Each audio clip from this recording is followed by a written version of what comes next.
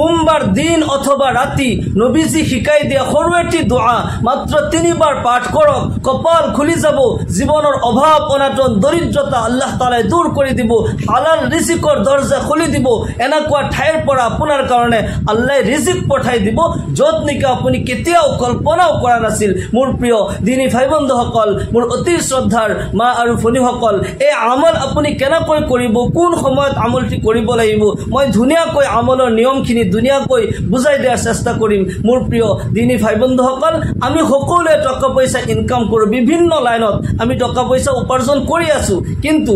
আপুনি মান্থলি কিমান টকা উপাৰ্জন কৰিছে এয়া কোনো প্ৰশ্ন নহয় প্ৰশ্ন হৈছে যে আপুনি যি ইনকাম কৰিছে হে হালাল নে হাৰাম কাৰণ আমি সকলোৱে জীৱনৰ হালাল নে হাৰাম ইনকামৰ উপাৰ্জনৰ জবাব আমি আল্লাহ তাআলাৰ ওচৰত দিব লাগিব হাদিস শরীফত আহিছে লা তাজুলু কদম ইবনে আদম ইয়াউমাল কিয়ামা হাত্তা ইউসআল আন খামসিন কিয়ামতৰ দিনাখন আল্লাহ তাআলাৰ সন্মুখৰ পৰা কোনো এক ব্যক্তি এক খোজ আগবাঢ়ি যাব নোৱাৰে যেতিয়ালৈকে তাক পাঁচটা প্ৰশ্ন কৰা নহয় عن عمره فيما أفناه وعن شبابه فيما أبلاه وعن ماله من أين اكتسبه وفيما أنفقه وماذا عمل فيما علم তোমার জীবন কেনেকৈ অতিবাহিত কৰিলা জওয়ানি কেনেকৈ অতিবাহিত কৰিলা তৃতীয় নম্বৰ প্ৰশ্ন হ'ব তুমি ইনকাম কেনেকৈ কৰিলা কোন ঠাইৰ পৰা তুমি উপাৰ্জন কৰিছা কোন ঠাইত তুমি খৰচ কৰিছা 5 নম্বৰত তোমাৰ যি ইলম আছিল যি শিক্ষা তোমাৰ আছিল সেই শিক্ষাৰ ওপৰত তুমি কিমানখিনি আমল কৰিলা এই তৃতীয় আৰু চতুৰ্থ নম্বৰ যেটো প্ৰশ্ন যে আমি ইনকাম কেনেকৈ কৰিলো খৰচ কত কৰিলো আমি জবাব দিব লাগিব আমি সকলোৱে এই দুনিয়াৰ পৰা এদিন নহয় এদিন যাবইতো লাগিব দুনিয়া মাত্ৰ 3 দিনৰ আদ দুনিয়া সালাসাতু আয়াম ইয়াউমুল আমস জুৱাকালি যেটো নেকি গুছি গল আমি কেতিয়াও যিমানে কল্পনা কৰো যিমানে ভাবো আশা কৰো আমাৰ জুৱাকালি কেতিয়াও ঘূৰি নাহে ইয়াউমু গাদিন অহাকালি আমি কোনেও ক'ব নোৱাৰিম অহাকালিৰ পুৱতিৰ সূৰ্য আপুনি মই যে দেখিব পাৰিম কোনো গ্যাৰান্টি দিব নোৱাৰে ইয়াউমুন আনতা ফিহি যি মুহূৰ্ত যি দিনত তুমি জিয়াই আছা কিবা ভাল কাম কৰা যি ইনকাম কৰিছা নেট ইনকাম কৰা হালাল ইনকাম কৰা হালাল ইনকাম কৰি হালাল খাদ্য যদি তুমি খাব পাৰা তেতিয়া আল্লাহৰ ইবাদত কৰিব পাৰিবা আৰু যদি ইনকাম হাৰামৰ হয় মই নিজে হাৰাম টকাৰ মই খাদ্য খাইছো মোৰ ল'ৰা ছোৱালীক মই হাৰাম টকাৰ খাদ্য খুৱাইছো ল'ৰা ছোৱালীক পঢ়াইছো হাৰাম টকাৰে তেতিয়া হলে এই ল'ৰা ছোৱালীৰ যি ব্লাড যি তেজ তেওঁলোকৰ এই হাৰাম টকাৰ পৰা হাৰাম খাদ্যৰ পৰা যিখিনি তেজ তেওঁলোকৰ শৰীৰৰ ৰগৰ ভিতৰত বৈ থাকিব এই গুটে হাৰাম হয় তেতিয়া হলে সেই সন্তান আল্লাহ ৰাসূলৰ কথা বুজি নাপায় কুৰআন হাদিস বুজি নাপায় ইয়াউমে আখিৰাত বুজি নাপায় যিমানে আপুনি ওয়াজ নসিহত কৰক যিমানে বুজাওক খাতামাল্লাহু আলা কুলুবিহিম ওয়া আলা সামঈহিম ওয়া আলা আবসারিহিম গিশাওয়া তেওঁলোকৰ অন্তৰ তেওঁলোকৰ কান তেওঁলোকৰ চকুত আল্লাহ তাআলাই মোহৰ লগাই দিয়ে আমি হালাল ইনকাম কৰিব লাগিব আৰু হালাল ইনকামৰ কাৰণে আল্লাহ তাআলাৰ ওচৰত আমি দোয়া কৰিব লাগে আল্লাহৰ নবী সাল্লাল্লাহু আলাইহি ওয়াসাল্লাম শিকাই দিছে আল্লাহৰ ওচৰত দোয়া কৰা যাতে হালাল ইনকাম কৰিব পাৰা আল্লাহ তাআলা হালাল ইনকামৰ ৰাস্তা তোমাৰ কাৰণে খুলি দিব আমি সকলোৱে আল্লাহৰ ওচৰত দোয়া কৰিব লাগে কেনেকৈ আমি হালাল ইনকাম কৰিব পাৰো হালাল খাদ্য খাব পাৰো আমাৰ ল'ৰা ছোৱালীক কেনেকৈ হালাল টকাৰে লিখা পঢ়া কৰাব পাৰো হালাল খাদ্য কেনেকৈ তেওঁলোকক খুৱাব পাৰো তেতিয়া হলে আমাৰ সেই ল'ৰা ছোৱালী আমাৰ মৃত্যুৰ পিছত আমাৰ কাৰণে কবৰস্থানত থিয় হৈ দোয়া কৰিব ৰব্বিৰ হামহুমা কামা ৰব্বায়ানি সগীৰা আৰু যদি হাৰাম টকাৰে লিখা পঢ়া কৰাইছে হাৰাম খাদ্য আপুনি খুৱাইছে তেতিয়া হলে মা বাবাকো পাহৰি যাব কবৰত নি থৈ আহিব 40 দিনলৈকে অতিৰিক্ত 40 দিনলৈকে আপোনাৰ কবৰৰ ওচৰত যাব তাৰ পিছত পাহৰি যাব মোৰ প্ৰিয় দিনী ভাই বন্ধুসকল আমি সকলোৱে হালাল ইনকাম কৰিব লাগে আৰু হালাল ইনকামৰ কাৰণে আল্লাহৰ ওচৰত দোয়া কৰিব লাগে নবীজি সাল্লাল্লাহু আলাইহি ওয়াসাল্লামে যি দোয়া আমাক শিকাই দিছে এই দোয়া আমি বিশেষকৈ এনি টাইম পঢ়ি থাকিব লাগে বিশেষকৈ এই সোমবাৰ দিন অথবা ৰাতি যেতিয়াই আপুনি সময় পায় এই আমল আপুনি কৰিব এই আমল দিনতো আপুনি কৰিব পাৰে ৰাতিও কৰিব পাৰে পুৰুষ মহিলা যুৱক যুৱতী সকলোৱে এই আমল কৰিব যেতিয়া আপুনি সময় পাইছে ধুনীয়াকৈ ওযু কৰিব সুন্দৰকৈ সুন্নতি নিয়মত ওযু কৰিব ওযুৰ পিছত আকাশৰ পিনে চাই কলিমা শাহাদাত পাঠ কৰিব আশহাদু আল্লা ইলাহা ইল্লাল্লাহু ওয়া আশহাদু আন্না মুহাম্মাদান আবদুহু ওয়া রাসূলুহু ধুনীয়াকৈ অজু কৰি অজুৰ পিছত কলিমা শাহাদাত পাঠ কৰিলে আল্লাহৰ নবী সাল্লাল্লাহু আলাইহি ওয়াসাল্লাম ইৰশাদ কৰে যিসকলে অজুৰ পিছত আকাশৰ পিনে চাই কলিমা শাহাদাত পাঠ কৰে আল্লাহ তাআলাই তেওঁলোকৰ কাৰণে জান্নাতৰ সকলো দৰজা খুলি দিয়ে সুবহানাল্লাহ গতিকে যেতিয়া অজু কৰে অজুৰ পিছত আকাশৰ পিনে চাই কলিমা শাহাদাত পঢ়িবলৈ কেতিয়াও নাপাহৰিব অজু কৰিলে কলিমা শাহাদাত পাঠ কৰিলে ইয়াৰ পিছত আপুনি জায়নামাজ পাৰি লৈ তাতে থিয় হৈ যাব আপোনাৰ যদি সময় আছে আপুনি পাৰিলে 2 ৰাকাত সালাতুল হাজতৰ নামাজ পঢ়িব সালাতুল হাজতৰ নামাজৰ নিয়ত এনেকৈ কৰিব মই আল্লাহৰ ওয়াস্তে সালাতুল হাজতৰ 2 ৰাকাত নফল নামাজ পঢ়ি আছো আরবিত যদি নিয়ত করে নাওয়াইতু আন উসাল্লি লিল্লাহি তাআলা রাকআতাই সালাতিল হাজা নাফলি মুতাওয়াজ্জিহান ইলা জিহাতিল কাবাতিশ শরীফাতি আল্লাহু আকবার এনেকৈ নিয়ত কৰি যে কোনো সূৰা দিয়ে আপুনি 2 ৰাকাত নামাজ প্ৰথমতে পঢ়ি লব ইয়াৰ পিছত যায় নামাজত বহি বহি আপুনি প্রথমতে 3 বার দুরূদ শরীফ পঢ়িব দুরূদে ইব্রাহিম আমি যেটো নামাজত পঢ়ো اللهم صل على محمد وعلى آل محمد كما صليت على إبراهيم وعلى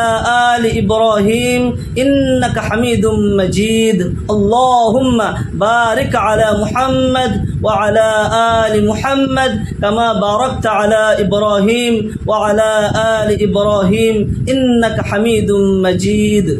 যদি এই দুরূদ শরীফ না জানেন তাহলে সরু একটি দুরূদ শরীফ সাল্লাল্লাহু আলাইহি ওয়াসাল্লাম সাল্লাল্লাহু আলাইহি ওয়াসাল্লাম সাল্লাল্লাহু আলাইহি ওয়াসাল্লাম এনেকৈ 3 বার পঢ়িব 3 বার দুরূদ শরীফ পঢ়াৰ লগে লগে আল্লাহ তাআলাই 30টা ৰহমত অৱতীৰ্ণ কৰিব আপোনাৰ ওপৰত 30টা ৰহমত অৱতীৰ্ণ কৰিব 30টা গুনাহ মাফ কৰি দিব আল্লাহৰ আদালতত আপোনাৰ কাৰণে 30টা মৰ্যাদা বুলন্দ কৰি দিয়া হ'ব আল্লাহু আকবাৰ যে কোনো আমলৰ পূৰ্বে দুৰূদ শৰীফ পঢ়িলে সেই আমল কবুল হোৱাৰ বেছি আশা থাকে সেই কাৰণে দুৰূদ শৰীফ 3 বাৰ প্ৰথমতে পঢ়ি লব ইয়াৰ পিছত আকৌ 3 বাৰ ইস্তিগফাৰ পাঠ কৰিব আস্তাগফিরুল্লাহাল্লাযী লা ইলাহা ইল্লা হুয়াল হাইয়ুল কাইয়্যুম ওয়া আতুবু ইলাইহি যদি না জানে আস্তাগফিরুল্লাহ আস্তাগফিরুল্লাহ আস্তাগফিরুল্লাহ এনেকৈ 3 বার ইস্তিগফাৰ পাঠ কৰিব মনত ৰাখিব যেতিয়া ইস্তিগফাৰ পঢ়ে খাস তওবাৰ নিয়তে নিজৰ জীৱনৰ গুনাহবোৰ মনত পেলাব আৰু ইস্তিগফাৰ পঢ়িব খাস তওবাৰ নিয়তে ইস্তিগফাৰ পাঠ কৰিলে আল্লাহ তাআলাৰ পক্ষৰ পৰা 5টা পুৰস্কাৰ আপোনাক দান কৰা হ'ব সুবহানাল্লাহ فقلت استغفروا ربكم إنه كان غفارا يرسل السماء عليكم مدرارا ويمددكم بأموال وبنين ويجعل لكم جنات ويجعل لكم أنهارا আল্লাহ রাব্বুল আলামিন যিসকলে খাস তওবার নিয়তে ইস্তিগফার পাঠ কৰে এক নম্বৰত তাৰ জীৱনৰ সকলো গুনাহবোৰ আল্লাহ তাআলাই মাফ কৰি তাক নিষ্পাপ মাসুম কৰি দিয়ে সুবহানাল্লাহ 2 নম্বৰত আল্লাহ তাআলাই তাৰ কাৰণে আকাশৰ পৰা ৰিজিক বৰ্ষিত কৰে ৰিজিক নাজিল কৰে 3 নম্বৰত আল্লাহ তাআলাই নেক সন্তান দান কৰে 4 নম্বৰত আল্লাহ তাআলাই তাক প্ৰচুৰ ধন সম্পত্তি দান কৰে 5 নম্বৰত যিসকলে খাস তওবাৰ নিয়তে ইস্তিগফাৰ পাঠ কৰে আল্লাহ তাআলাই আখিৰাতত তেওঁলোকক জান্নাত দান কৰিব এনেকুৱা জান্নাত আল্লাহ তাআলাই দান কৰিব এনেকুৱা স্পেশাল জান্নাত আল্লাহ তাআলাই দিব যাৰ তলেদি নহৰ বৈ থাকে আল্লাহু আকবাৰ কিমান ডাঙৰ সওয়াব হয় যেতিয়া ইস্তিগফাৰ পঢ়ে খাস তওবাৰ নিয়তে নিজৰ জীৱনৰ গুনাহবোৰ মনত পেলাই ইয়া আল্লাহ মই গুনাহগাৰ তোমাৰ নাম গফফার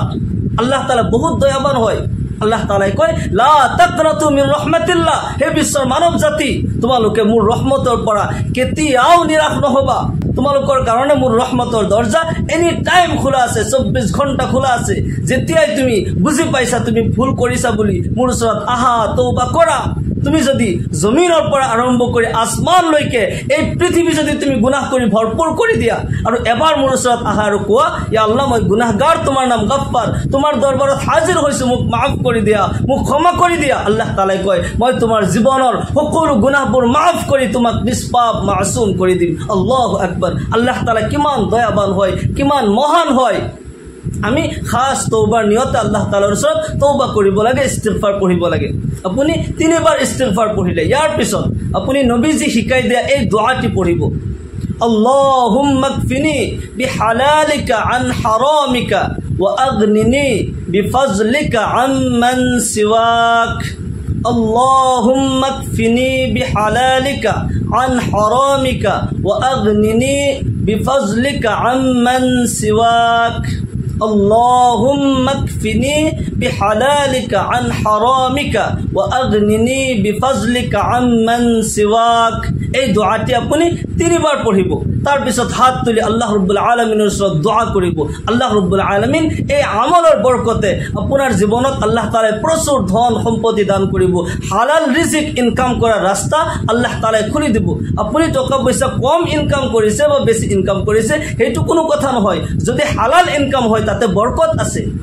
হালালত কিন্তু বৰকত আছে। কোনোবাই হয়তো হাৰাম ইনকাম কৰি কোটি কোটি টাকা ইনকাম কৰিছে কিন্তু সেই টাকাত বৰকত নাই। যদিও 1 কোটি টাকা কৰবাৰ পৰা মাৰি আনিছে, তাৰ কিবা ডাঙৰ এক্সিডেন্ট হৈ মেডিকেলত সেই টাকা থৈ আহিব লাগিব।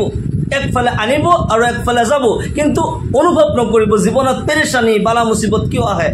হাৰাম ইনকাম কৰি বহুত টাকা হয়তো বনাইছো, কিন্তু জীৱনত মানসিক যেটো শান্তি, এই শান্তিটো নাথাকিব। টাকা পইচা আহিছে গৈছে,